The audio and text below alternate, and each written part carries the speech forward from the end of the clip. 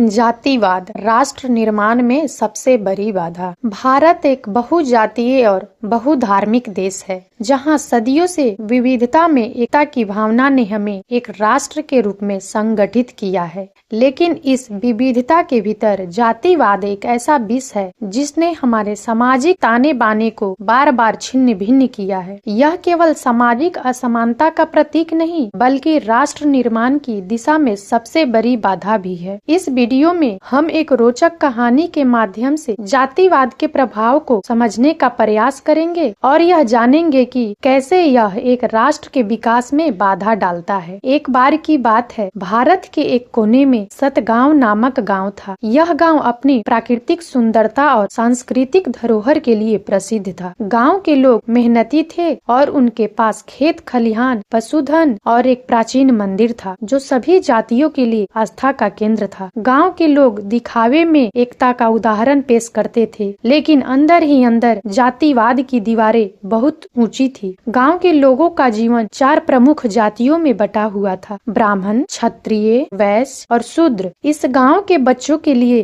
शिक्षा की कोई कमी नहीं थी, लेकिन स्कूल में भी जाति आधारित भेदभाव था। शिक्षक जो खुद ऊंची जाति के थे, निचली जाति के बच्चों को कक्षा के कोने में बैठने को कहते। खेल के मैदान में भी बच्चे अपनी जाति के अनुसार समूह बनाते। एक दिन गांव के सरपंच रामलाल ने एक सभा बुलाई। उन्होंने घोषणा की कि गांव के तालाब को साफ करने और उसे गहरा करने की जरूरत है ताकि पानी की समस्या से निपटा जा सके। यह कार्य पूरे गांव के लिए लाभदायक था। सभी ने सहमति जताई, लेकिन जब काम बांटने की बात आई तो ऊंची जाति के लोगों ने कहा, हम पानी के लिए धन देंगे, लेकिन काम केवल निचली जाति के लोग करेंगे। निचली जाति के लोग पहले से ही शोषित थे और विरोध करना जानते नहीं थे। गर्मी के मौसम में तालाब का पानी सूख गया। जो काम निचली जाति के लोगों को दिया गया था वह समय पर पूरा नहीं हो पाया, क्योंकि उनके पास न तो संसाधन थे और न ही पर्याप्त मदद। नतीजतन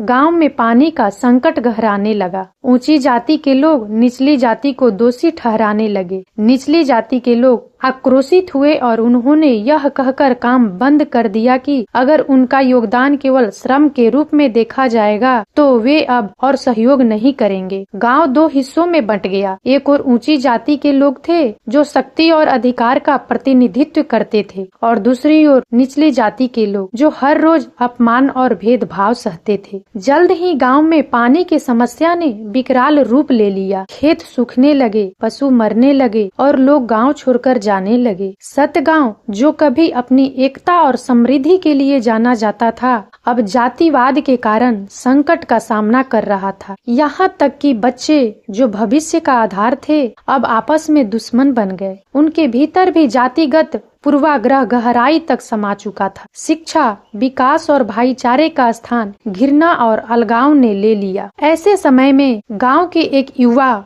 अमर ने स्थिति को बदलने का बीड़ा उठाया। अमर जो स्वयं एक निचली जाति से था, शिक्षा प्राप्त करने के बाद शहर से वापस गांव आया था। उसने महसूस किया कि गांव की समस्या का समाधान केवल जातिवाद को समाप्त करके ही किया जा सकता है। अमर ने गांव के बच्चों को शिक्षा के माध्यम से समानता का पाठ पढ़ाना शुरू किया। उसने सभी जातियों के बच्चों को एक साथ लाने के लिए खेलों और सांस्कृतिक कार्यक्रमों का आयोजन किया। धीरे धीरे बच्चों के भीतर जातिगत भेदभाव कम होने लगा। फिर उसने गांव के बुजुर्गों से मुलाकात की और उन्हें समझाया कि जातिवाद से केवल नुकसान होता है। उसने उन्हें बताया कि अगर पूरा गांव मिलकर तालाब के काम को पूरा करे तो समस्या हल हो सकती है। अमर की प्रेरणा से गांव के लोग एकजुट हुए। इस बार सभी ने बिना जाति का भेदभाव किए तालाब की सफाई में भाग लिया। ऊंची जाति के लोगों ने भी श्रम किया और निचली जाति के लोगों को उनके प्रयासों के लिए सम्मान दिया गया। जल्द ही तालाब भर गया और गांव में पानी की समस्या समाप्त हो गई। सतगांव के लोग समझ गए कि जातिवाद केवल बर्बादी लाता है, जबकि एकता और समानता से समृद्धि आती है। इस कहानी के माध्यम से हम यह समझ सकते हैं कि जातिवाद केवल व्यक्तिगत स्तर पर नहीं, बल्कि पूरे समाज और राष्ट्र को हानि पहुंचाता है। जब लोग आपस में बट जाते हैं तो देश की एकता और अखंडता पर